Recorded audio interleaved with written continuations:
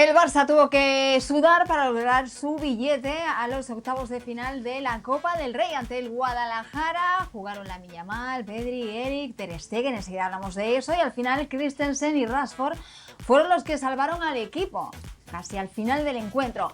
Vamos a debatir cómo le fue al Barça en ese partido y qué esperamos de aquí en adelante con Rodrigo Fáez, con Richard Méndez, con Lluís Bou y con Toño Valle. Chicos, ¿qué tal? ¿Cómo estáis? Lluís, arranco por ti. ¿Qué sensaciones te dejó este Barça? Y si es para preocuparse, ¿eh? Le costó, sufrió, sudó frente al Guadalajara. ¿Cómo estás?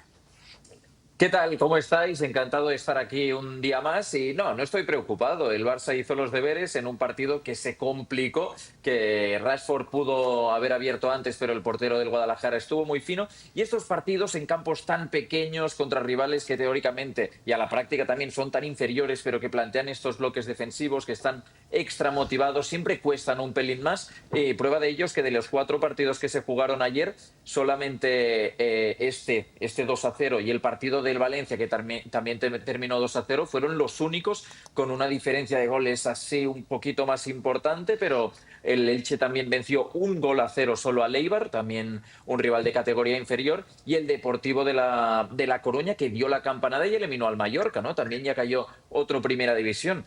Esto demuestra que en estas eliminatorias iniciales de la Copa siempre son complicadas, siempre surgen algún tipo de complicaciones, y el Barça ayer terminó haciendo los deberes en un partido más de lo que venimos contando los últimos días, ¿no? No es la versión más brillante del Barça, pero es un Barça que sigue ganando, ya son 6 victorias consecutivas, primera vez que se logra encadenar 6 triunfos en esta temporada, por lo tanto creo que Flick tiene que estar contento con el trabajo hecho y ya preparando el duelo ante el Villarreal este domingo, duelo de los grandes para seguir en lo más alto de la liga.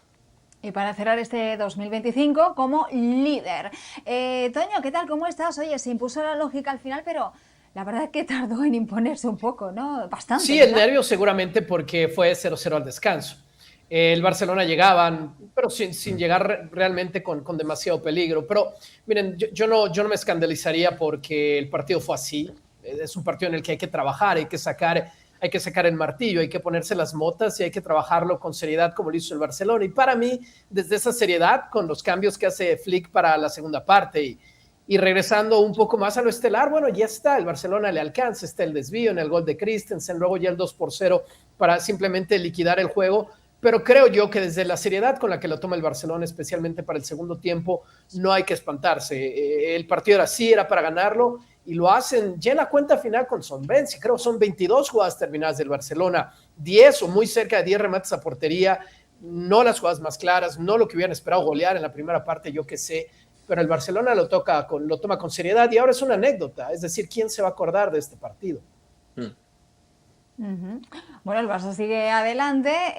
¿Qué te deja esta victoria del Barça? Porque también está, ¿no?, la ilusión en estos partidos de Copa del rival. Estaba la ciudad como loca para recibir al Fútbol Club Barcelona, ¿no, Rodri? ¿Cómo estás? ¿Qué tal, Ana? El saludo para todos. La verdad que ahí estamos viendo un poco los números del partido, ¿no? Y yo creo que es clave la posesión, 82% para el Barça, 18% para el Deportivo Guadalajara. Bueno, yo creo que eso ya te deja de manifiesto la superioridad a nivel de posesión de la pelota del Barça, pero voy a decir una cosa, es que este tipo de partidos son peligrosísimos. Y obviamente que, digamos que esto se confronta con lo que es la ilusión, ¿no?, de los equipos pues, como el Guadalajara o el Talavera, que va a jugar contra el Real Madrid, que obviamente están ahí para disfrutar, para merecérselo, pero ayer el Guadalajara puso en aprietos serios al FC Barcelona porque al Barça le costó un mundo marcar el primer gol. Y eso yo creo que además, con la perspectiva de los grandes clubes, da igual que sea el Barça, que sea el Real Madrid, creo que es peligroso por el hecho de minimizar riesgos, de no irse a la calle antes de lo que debe un club como el FC Barcelona y sobre todo el hecho de no tener lesionados, ¿no? Porque creo que hay mucho riesgo encima de la mesa para ese tipo de partidos. Al final el Barça sufrió más de la cuenta, porque es una realidad, para marcar esos goles, pero consiguió el pase y creo que a partir de ahí es una bala que ha esquivado Hansi Flick y los suyos, porque si no se hubieran metido en un problema tremendo, ¿no?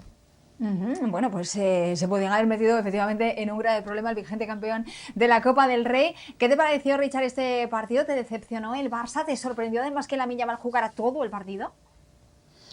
Me sorprendió bastante eso, lo de Lamine Yamal que jugara todo el partido, pero no me sorprendió el desarrollo del partido. A ver, Barcelona sufrió, sí, pero sufrió para ganarlo. Barcelona no lo sufre defensivamente. Guadalajara no es un equipo que lo fue a arrinconar, ni mucho menos, ¿no? Pero cierto es que en esta clase de partidos, primero del lado del equipo grande, en este caso el Barcelona, vas con una intensidad diferente. El jugador no está, más allá de que entiende la seriedad y la importancia de estas etapas de Copa, la cabeza está puesta en superar el partido, pero más pensando en lo que te va a venir, tanto sea en Liga o si por allí te viene algún partido europeo.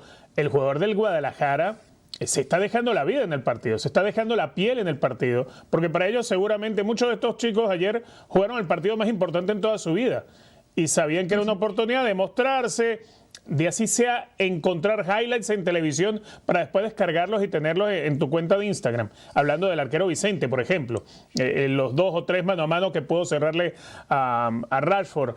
Ese tipo de cosas que hace que lleven un partido a duelos individuales, a tratar de imponerse en base a mucha fuerza, mucha intensidad que no porque no la tenga, no la haya puesto los jugadores del Barcelona, sino simplemente están afrontándolo, creo que con el nivel de intensidad que requiere para ellos esta clase de partido. Al final de cuentas se entendía que el Barcelona iba a conseguir la victoria. La amplia posesión es muestra de ello. La gran cantidad de situaciones que pudo generar el Barcelona, tanto en el primero como sobre todo en el segundo tiempo, te da una muestra de lo que es. No me sorprende, repito, el tipo de partido porque entiendo que estos rivales salen a hacer lo suyo. Y creo que han habido casos a lo largo de la historia donde un rival chico de tercera, de cuarta, ha eliminado a un grande. Bueno, siempre va a estar el Alcorconazo, como el recuerdo de aquella humillación que vivió el Real Madrid.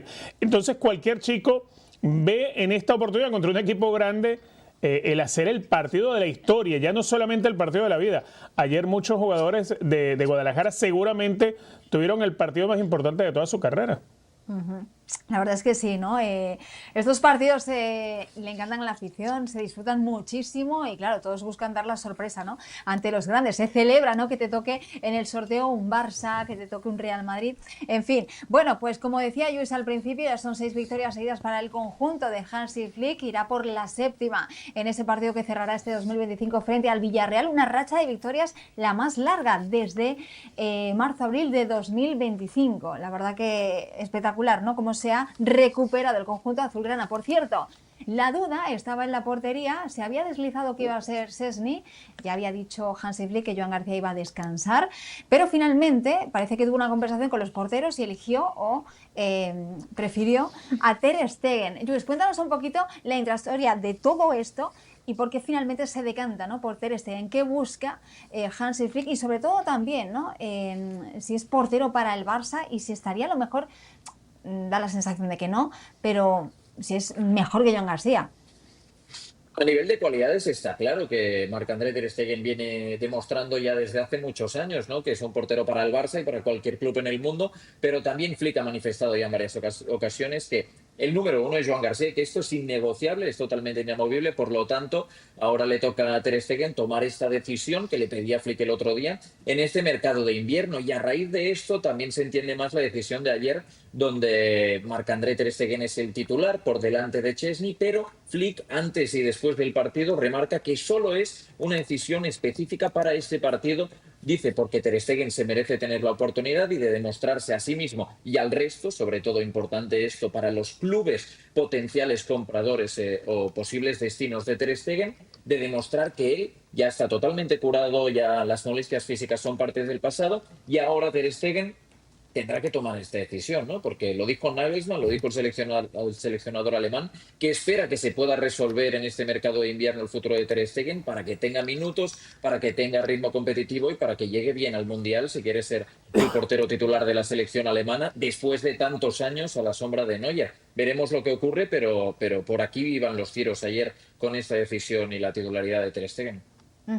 Toño, entonces podemos decir que fue una especie de ponerle en el escaparate, demostrar que el jugador está recuperado, que está apto para jugar y básicamente pues facilitarle, ¿no? Una salida. Y merece respeto Ter Stegen, merece respeto de jugar, de volver a vestir el uniforme, de volverse a poner el gafete de capitán, porque, y lo dijo Flick después en la conferencia, él es un capitán del Barcelona.